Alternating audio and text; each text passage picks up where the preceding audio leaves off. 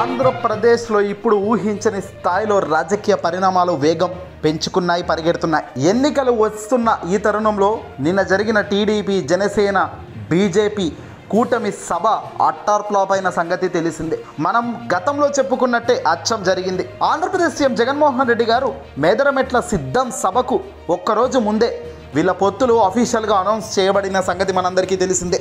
ఆ తెల్లారి మరుసటి రోజే సిద్ధం 4వ సభ మేదరమెట్ల, బాపట్ల జిల్లాలో జరిగింది. ఆనాడు అంతా ఆసక్తిగా ఎదురు చూశారు జగన్ దేశ ప్రధాని నరేంద్ర మోదీని పొత్తుల గురించి ఎలా తిడతాడు ఏంటి అని. కానీ జగన్మోహన్ రెడ్డి గారు చాలా ప్రణాళికబద్ధంగా, వ్యూహాత్మకంగా అడుగులు వేస్తూ కేవలం చంద్రబాబు రాజకీయాలను, చంద్రబాబు ఆలోచన విధానంకు జగన్కు తేడా ఏంటి అనేది క్లుప్తంగా వివరించే ప్రయత్నం చేశారు. అక్కడ దేశ ప్రధాని నరేంద్ర మోదీ గారిని అనకుండా, కేవలం ఇండైరెక్ట్గా కూడా ఎక్కడ ఎవరిని మాట అనకుండా, ఒక రాజశేఖర రెడ్డి గారితో సమానంగా ఏజ్లో సమానంగా ఉన్న నరేంద్ర మోదీ గారికి తండ్రి స్థానం ఇస్తూ అదే గౌరవంగా జగన్మోహన్ రెడ్డి గారు కేవలం పొత్తుల గురించి చంద్రబాబును తిట్టారే తప్ప మోదీని పేరెత్తి కానీ ఒక్క మాట అనలేదు.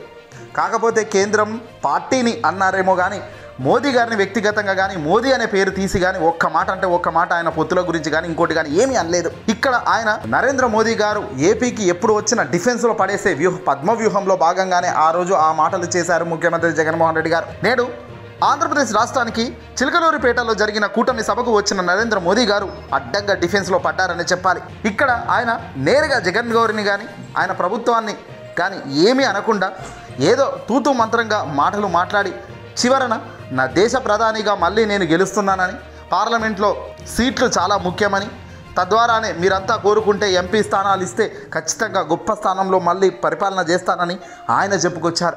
కేవలం ఎమ్మెల్యేలు పోటీ పడి అవినీతి చేస్తున్నారు అని ఒక చిన్న మాట అన్నారే తప్ప దానికి తగ్గ ఆధారాలు కానీ, లేదా నేరుగా జగన్మోహన్ రెడ్డి గారిని టార్గెట్ చేసి కానీ ఏది కూడా ఒక్క మాట అంటే ఒక్క మాట కూడా దేశ ప్రధాని నరేంద్ర మోదీ గారు అనలేదు. కేంద్రం మెచ్చిన సీఎంలలో జగన్ కూడా నెంబర్ 1 స్థానంలోనే ఉన్నారనడంలో ఎలాంటి సందేహమే లేదు. ఢిల్లీకి ప్రతిసారి జగన్ వెళ్ళినప్పుడు కూడా అభినందించే మోదీ ఇప్పుడు హఠాత్తుగా రాజకీయాల కోసం, పొత్తుల కోసం జగన్ను ఏదైనా తిడతారు అంటే అది కరెక్ట్ కాదు అనేది మరోసారి నిరూపించారు. అసలు దీనివల్ల ఇప్పుడు చంద్రబాబు, పవన్ అడ్డంగా అటర్ ఫ్లాప్ అయిపోయారు.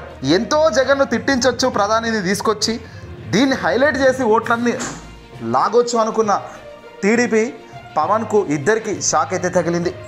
ఇక్కడ ప్రధాని ఒక్క మాట అంటే ఒక్క మాట కూడా జగన్ను అనకపోగా పైగా పోతూ పోతూ చంద్రబాబును పొట్టు తిట్టేపోయారట.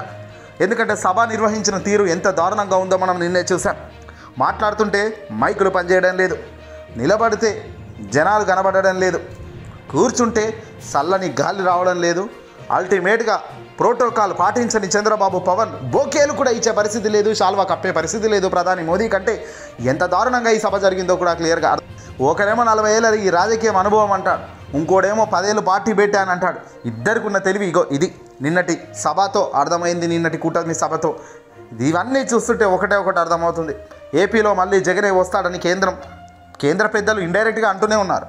ఇక మోదీ కూడా జగన్ ఏపీకి ఒక్కడే అని ఒక మాట అన్నాడు.